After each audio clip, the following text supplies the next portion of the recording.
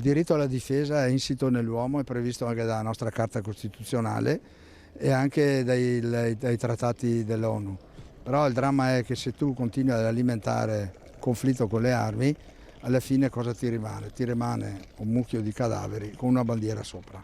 Se vuoi la pace, prepara la pace. È lo slogan scelto anche a Vicenza, che si unisce alle manifestazioni di altre città italiane, a 2 anni dall'invasione militare russa dell'Ucraina, aderendo alla giornata nazionale di mobilitazione promossa da Europe for Peace e Assisi Pace Giusta. Una trentina le associazioni che manifestano con una fiaccolata nel centro storico di Vicenza. Parte da qui dove siamo adesso, che è un luogo simbolico perché c'è la statua del mezzo busto di Gandhi, paladino della non violenza.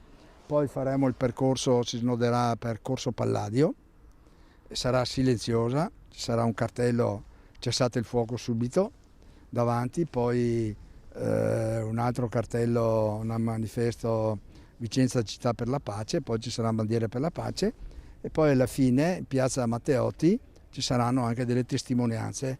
Un evento preceduto da un incontro ieri sera a Laghetto, dove attraverso l'ascolto in videoconferenza di alcuni testimoni sul posto è stata l'occasione per approfondire le tematiche. Numerose le richieste dei partecipanti che chiedono lo stop immediato dei conflitti. Ecco, rispetto a questo noi chiediamo l'immediato cessate il fuoco, sia in Ucraina che nella striscia di Gaza, l'avvio di trattative per raggiungere accordi di pace soddisfacenti, magari sotto l'egida dell'ONU, scusate.